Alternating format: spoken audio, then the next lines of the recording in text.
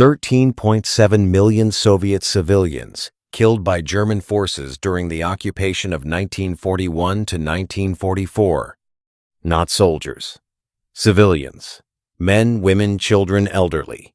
People who were not fighting. People who had no weapons. People who were simply there when the German army came through. 13.7 million. To understand what that number means, consider that the United States lost 405,000 people total in World War II, military and civilian combined. The Soviet Union lost that many civilians every 3 weeks of German occupation. This documentary will attempt to explain how that happened, not with a single answer. Because there is no single answer. There was a plan. There were orders.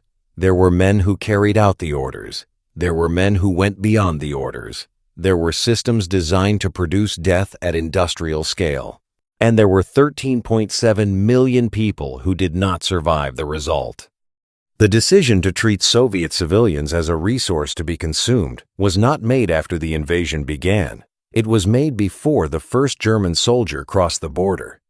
On the 30th of March, 1941, 83 days before Operation Barbarossa began, Adolf Hitler addressed 250 senior German commanders in the Reich Chancellery. The speech lasted 2.5 hours.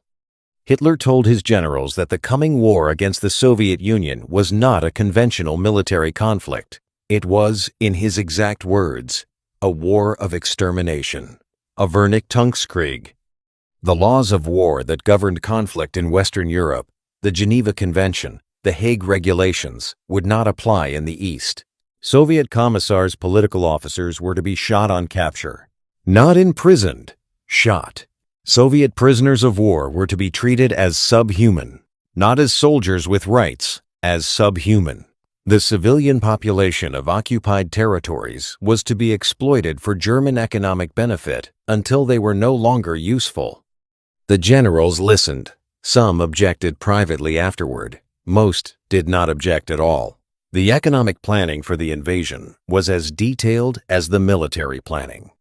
In May 1941, a document called the Wirtschaftspolitische Richtlinien, the Economic Policy Guidelines for the Eastern Occupied Territories, was distributed to German economic planners. The document stated explicitly, the food production of the occupied Soviet territories was to be redirected to feed the German military and the German population. The consequences for the Soviet population were acknowledged directly. The document stated that many tens of millions of people in the occupied territories would become superfluous, would face starvation as a result of this policy. This was not an unintended consequence that planners failed to anticipate. It was a calculated outcome they accepted in advance. The name given to this planning framework was the Hunger Plan. The Hunger Plan.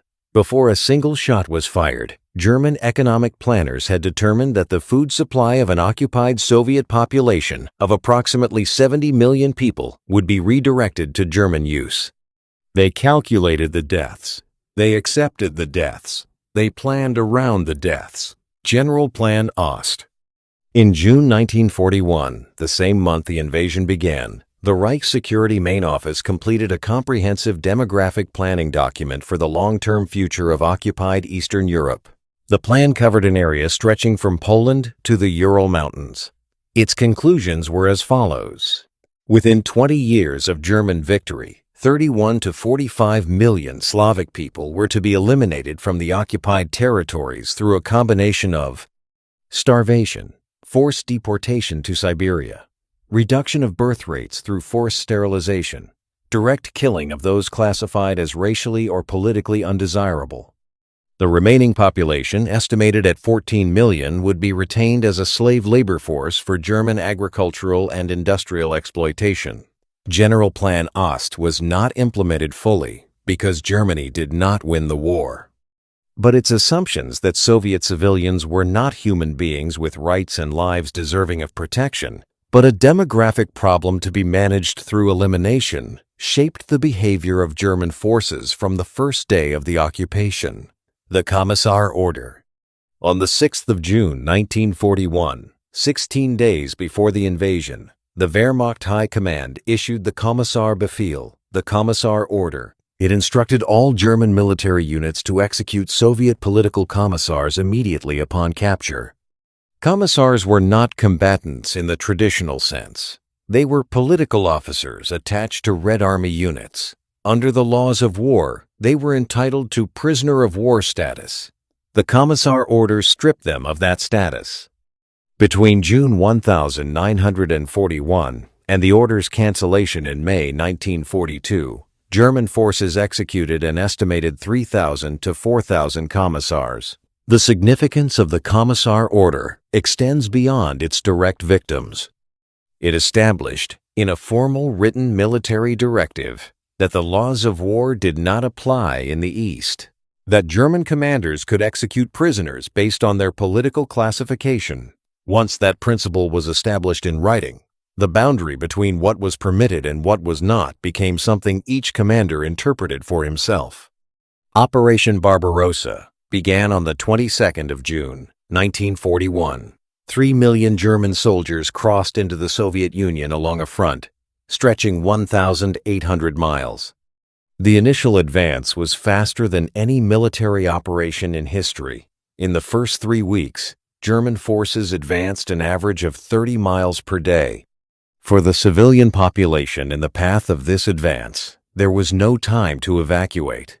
There was no organized resistance. There was only the sudden reality of German soldiers in their villages.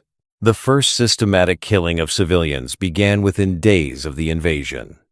The Einsatzgruppen mobile killing units attached to each German army group followed immediately behind the advancing military.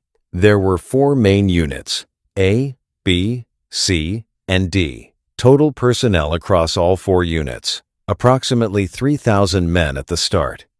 Their mission, as stated in their operational orders, to secure the rear areas of the advancing German army by eliminating political and racial enemies.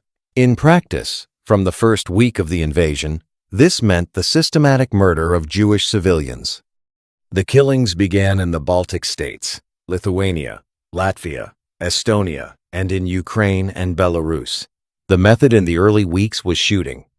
German Einsatzgruppen units would enter a village or town, round up the Jewish population, march them to a location outside the settlement, force them to dig, and shoot them. The scale escalated rapidly. In the first month, the Einsatzgruppen killed approximately 63,000 people. By the end of 1941, they had killed an estimated 500,000.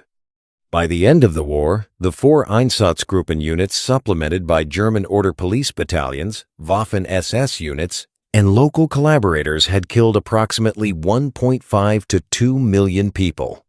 Babi Yar, September 29-30, 1941. Outside Kyiv, in a ravine called Babi Yar, Einsatzgruppe C and German Order police units assembled the Jewish population of Kyiv over 2 days. The German Order, posted throughout the city, instructed Jews to report with their documents and warm clothing. Many believed they were being resettled. 33,771 people arrived at the assembly point. They were marched to the ravine. They were ordered to undress. Their belongings were collected. They were shot. 33,771 people in 2 days. That number has been verified through multiple sources: German operational reports filed by the units involved, Soviet forensic investigations after the war, testimony from survivors. There were a small number, and testimony from German participants at post-war trials. Babi Yar was not exceptional. It was the largest single 2-day killing operation of the Einsatzgruppen. But similar operations occurred across hundreds of locations in Ukraine, Belarus, the Baltic states, and occupied Russia.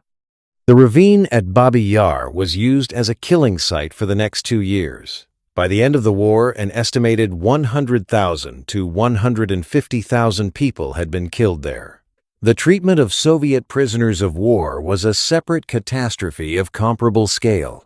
When the invasion began, German military planners expected to capture large numbers of Red Army soldiers. They had not planned adequately for their imprisonment. More accurately, They had planned that adequate imprisonment was unnecessary. Prisoners of war from the Western campaigns, France, Britain, Belgium, the Netherlands, had been held in camps that met minimum standards. They received food, they received medical care. Their status was governed by the Geneva Convention. The Soviet Union had not signed the Geneva Convention. Hitler's March 30 speech had classified the coming war as a war of extermination. The Ostarbeiter Eastern Workers' ideology classified Slavic people as racially inferior. The result was a policy of deliberate starvation and exposure. By December 1941, 6 months into the invasion, German forces had captured approximately 3.3 million Soviet soldiers. By February 1942, more than 2 million of them were dead. Not killed in combat, dead in German captivity. They were held in open fields surrounded by wire, no shelter, in a winter where temperatures dropped to -40 degrees Celsius. They were fed starvation rations, sometimes nothing at all. They drank from puddles, they ate grass, bark, and in documented cases, each other. German camp guards shot prisoners who approached the wire. They shot prisoners who moved too slowly. They shot prisoners for any reason or for no reason. The total death toll among Soviet prisoners of war in German captivity was approximately 3.3 million, 57% of all Soviet soldiers captured. By comparison, the death rate among Western Allied prisoners in German captivity was approximately 3.5%. The difference was not a matter of resources. Germany had sufficient food and shelter to house prisoners humanely. The difference was policy. Soviet prisoners were designated as subhuman and treated accordingly. By the autumn of 1941, German forces occupied a territory stretching from the Baltic coast to the gates of Kiev and south to Crimea. This territory, containing approximately 70 million people, was divided into administrative zones under German civilian or military administration. The administrative structure was designed around a single principle: maximum extraction of resources for German use. Food. The Hunger Plan, conceived before the invasion, was implemented immediately. Soviet agricultural production, grain, livestock, vegetables, was requisitioned systematically by German forces. German administrative orders in occupied territories set civilian food rations at levels that were calculated to produce gradual starvation. In Kiev, in the winter of 1941-42, the official German food ration for Ukrainian civilians was 1,500 calories per day for workers. For non-working adults, 900 calories. For Jews, officially 0. 1,500 calories is below the minimum required for moderate physical activity. 900 calories is below the minimum required for basic survival over time. In practice, even these rations were not consistently provided. Distribution was irregular. Corruption among German administrators diverted food. Collective punishment frequently resulted in ration suspensions. The civilian population survived through illegal markets, through hiding food from German requisition teams, through foraging, through family networks. Many did not survive. In Leningrad, besieged but not occupied, the German siege deliberately cut off food supply. Between 800,000 and 1 million civilians died of starvation during the 872-day siege. In occupied territories, the death toll from starvation and malnutrition-related disease across the full period of occupation is estimated at several million. Labor. German occupation authorities required civilian labor for military construction, agricultural work, and industrial production. Initially, this labor was nominally paid and nominally voluntary. By 1942, as German labor needs increased and the Wehrmacht's military situation deteriorated, the system became coercive. Arbeitseinsatz labor deployment became a standard tool of German occupation administration. Men and women between the ages of 14 and 60 were required to register for labor service. Failure to register resulted in arrest. Registered civilians were assigned to work details for German military or civilian projects. In many areas, German forces conducted organized roundups of civilians from villages, loaded onto trains or trucks, and transported to labor sites without notification to families. The Ostarbeiter program, Eastern Worker Program, deported approximately 2.8 million Soviet civilians to Germany as forced labor. These workers were classified separately from Western European workers. They were required to wear identifying badges. They were housed in separate, inferior conditions. They received less food. They had fewer legal protections. An estimated 1 million of the 2.8 million deported did not survive the war. Collective punishment. German military doctrine for dealing with resistance was codified in orders issued by the Wehrmacht High Command. The standard ratio, as specified in German operational orders issued in September 1941, was: for every German soldier killed by partisans or civilian resistance, 50 to 100 civilians were to be executed as reprisal. This ratio was not a maximum, it was a minimum. Individual commanders were authorized to exceed it. The application of collective punishment was systematic and well documented. When a German soldier was killed in an occupied village, the village population would be assembled. A number of civilians determined by the local commander would be selected. They were shot. The village might be burned. The surviving population might be expelled. The selection of victims was not based on any evidence of involvement in the original attack. Selection criteria varied by commander. Some selected men of military age. Some selected random groups. Some selected village leaders. Some selected anyone within reach. The purpose was not justice. The purpose was terror. German doctrine explicitly stated this: collective punishment was intended to deter resistance by making the cost of resistance fall on the entire population. In practice, it frequently had the opposite effect. Civilians who watched family members shot for an act they did not commit had reduced incentive to cooperate with German authorities and increased incentive to support partisan resistance. German commanders observed this pattern. They increased the reprisal ratios in response, which increased resistance, which increased reprisals. The cycle continued for 3 years. Belarus experienced the highest proportional civilian death toll of any territory in World War II. The pre-war population of Belarus was approximately 9.2 million. By 1944, when Soviet forces reoccupied the territory, the population had fallen to approximately 6.3 million. Approximately 2.9 million Belarusian civilians were dead. This represented 25% of the pre-war population. 1 in 4 people. The causes were multiple. Direct killing by Einsatzgruppen and German military units. Mass murder of the Jewish population, approximately 800,000 dead. Starvation and disease resulting from food requisition. Deaths in forced labor. Deaths resulting from anti-partisan operations. The anti-partisan operations in Belarus were particularly lethal to civilians.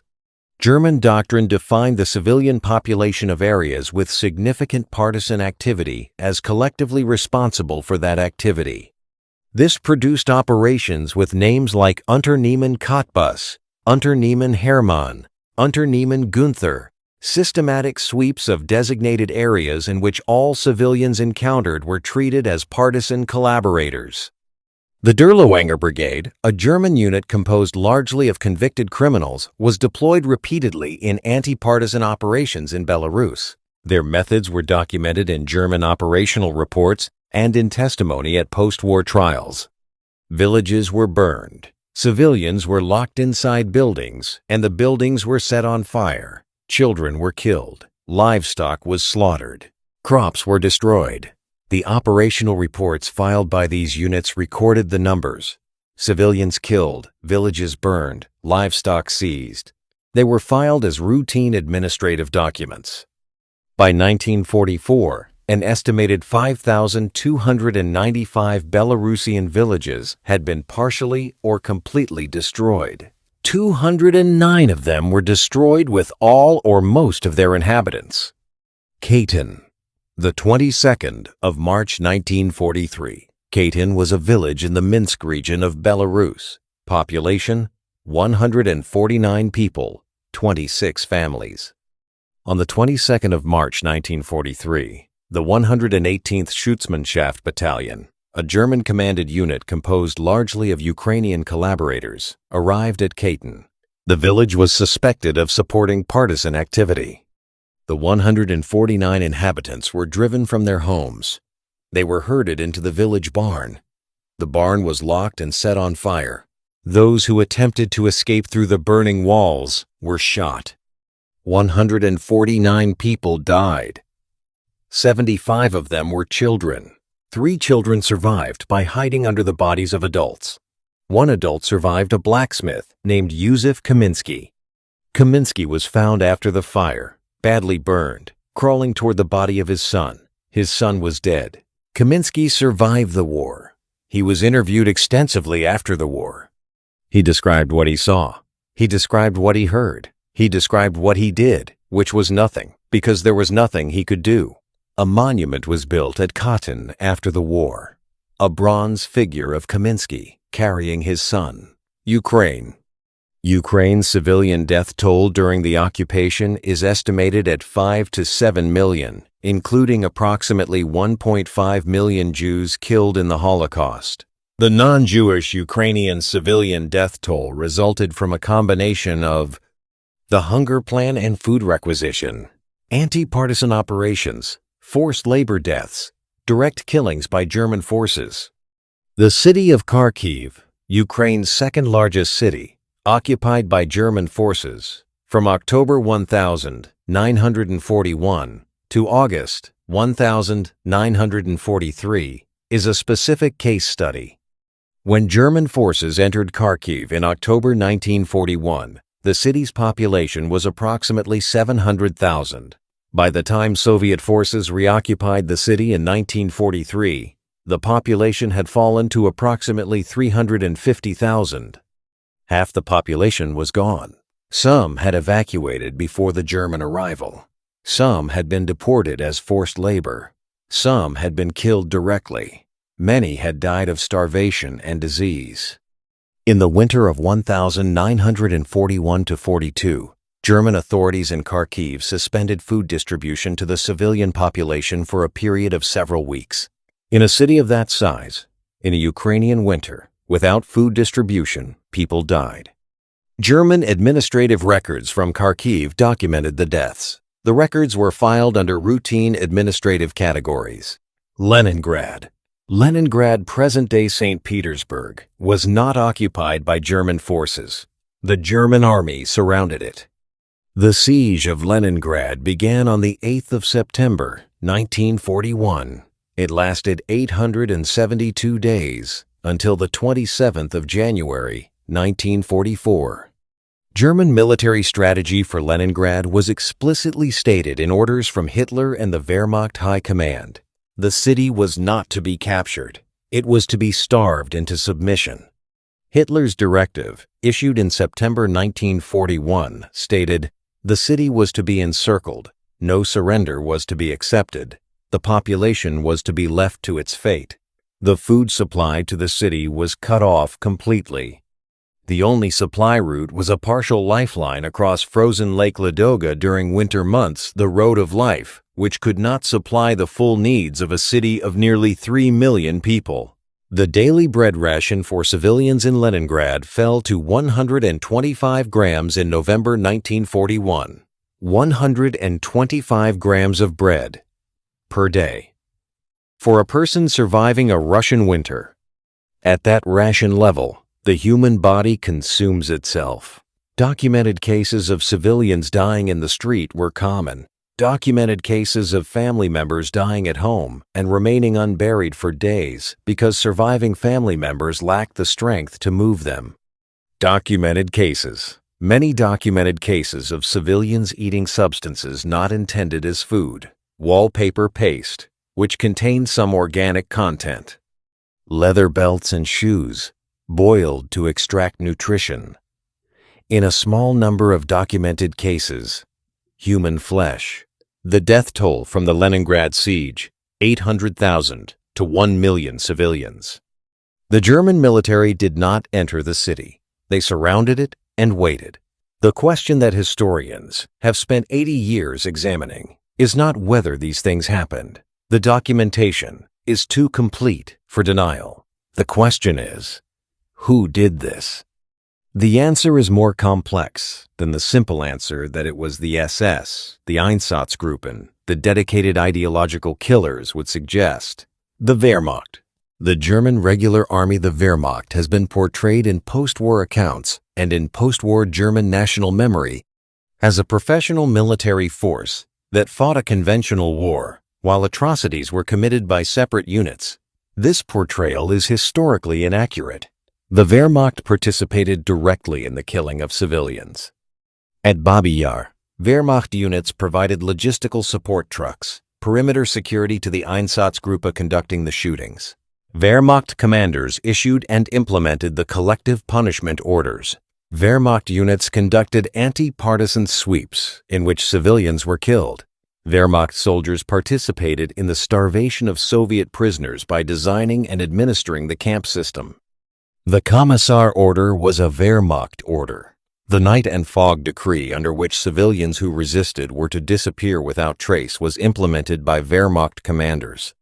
A 1995 exhibition in Germany, Verbrechen der Wehrmacht, Crimes of the Wehrmacht, documented with photographs, documents, and testimony the direct participation of regular German army units in atrocities against civilians and prisoners.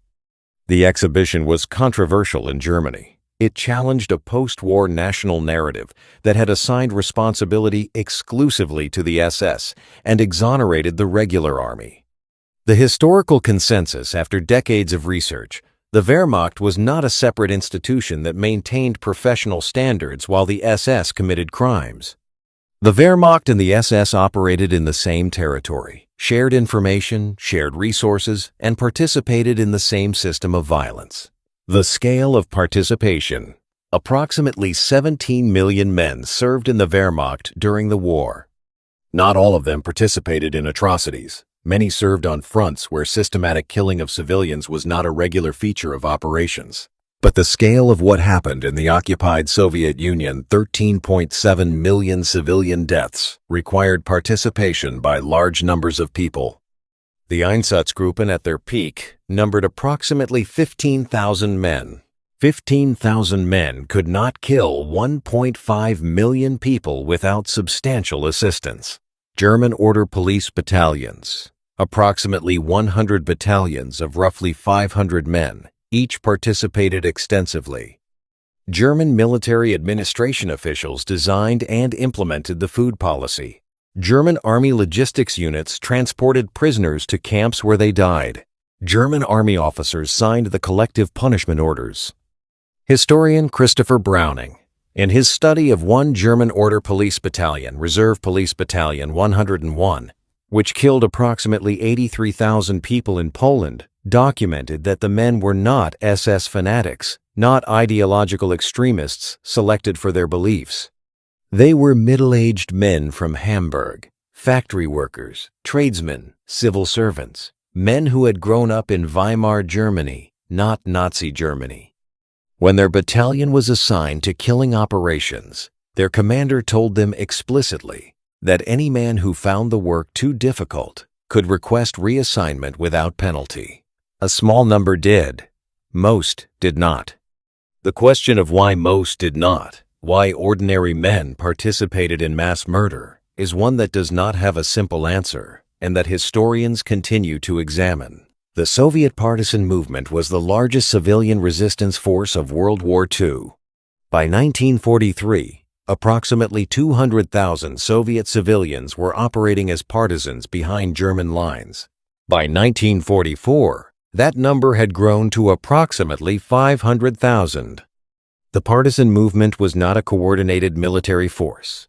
It was a dispersed collection of groups ranging in size from a dozen people hiding in a forest to organized brigades of several thousand. Their activities included sabotage of German rail lines, ambushes of German supply columns, intelligence gathering, rescue of Soviet prisoners of war who had escaped from camps, and in some areas, Maintenance of Soviet administrative structure in areas nominally under German control.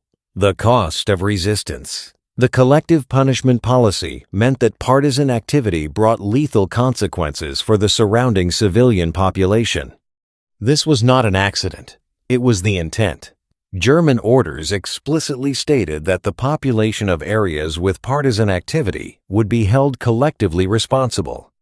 The practical result was that partisan commanders faced a calculation that no military commander in conventional warfare faces. Every operation they conducted would likely result in the death of civilians who had nothing to do with the operation. Partisan commanders documented this calculation in memoirs and reports. Some concluded that resistance was worth the cost, that German occupation was itself a death sentence for the population, and that resistance was the only path to survival. Some concluded that the cost was too high and restricted their operations accordingly. The German response to partisans accelerated rather than stopped the resistance. Mass killings of civilian populations in areas with partisan activity eliminated the incentive for those populations to cooperate with German authorities.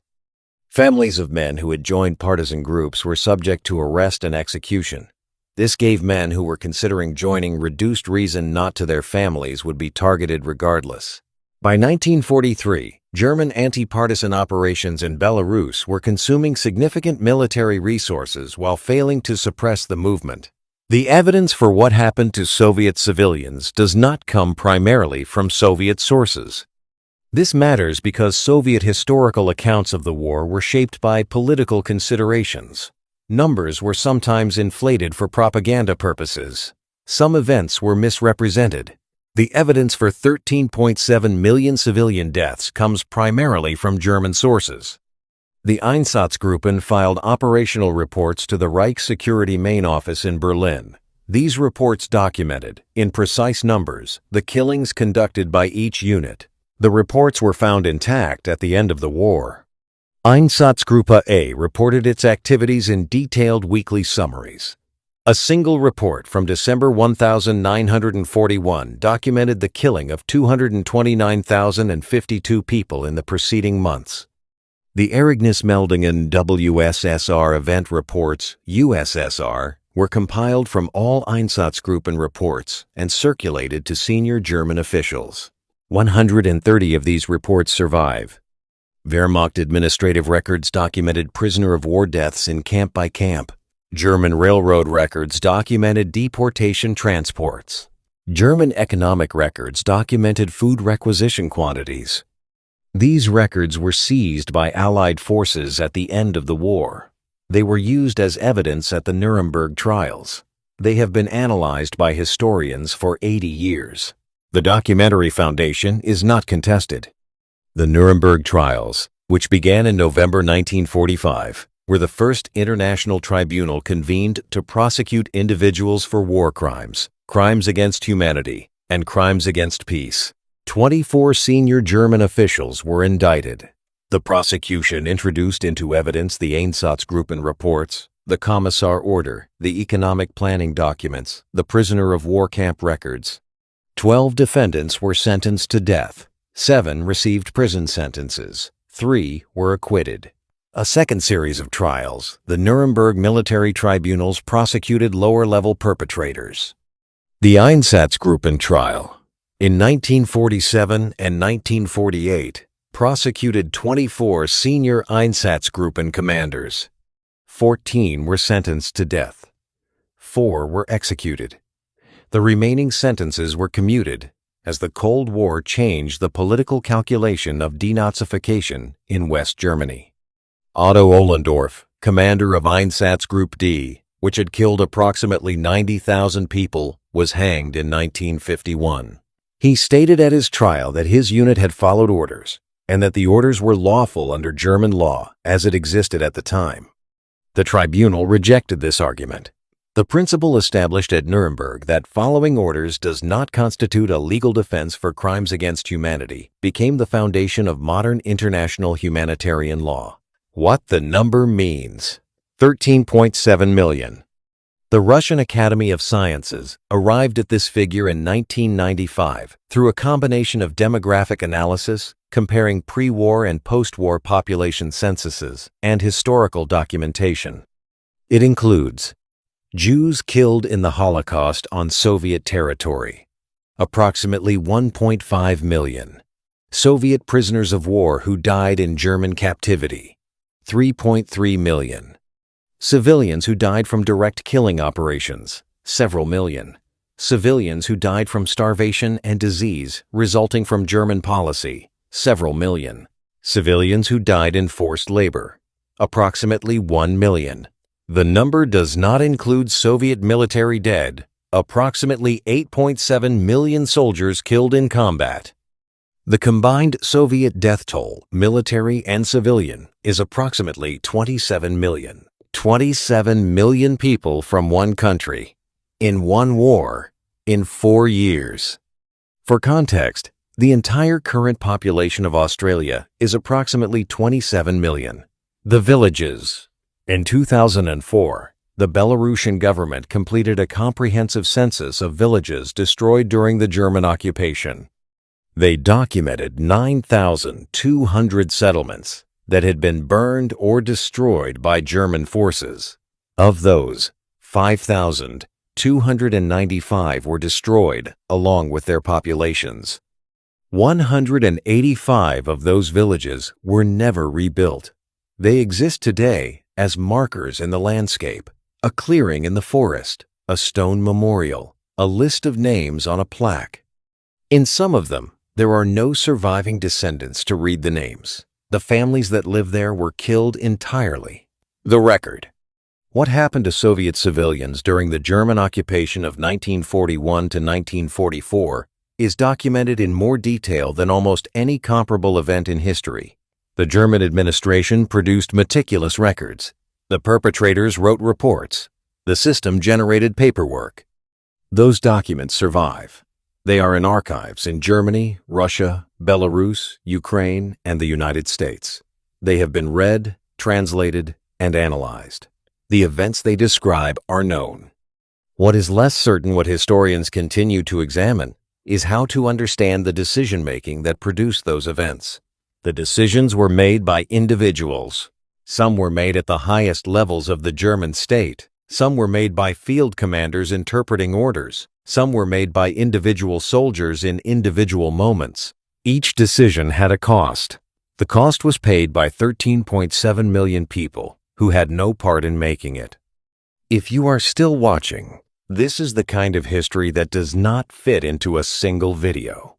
What we have covered today is a framework, the plan, the system, the scale, the specific places where it happened, the people who carried it out, the people who resisted, the records that survived. In the videos that follow, we will go deeper into specific events, specific locations, specific decisions, because each decision had a cost, and the cost deserves to be understood in as much detail as we can give it. Subscribe, turn on notifications. This history matters. The people it happened to deserve to be more than a number.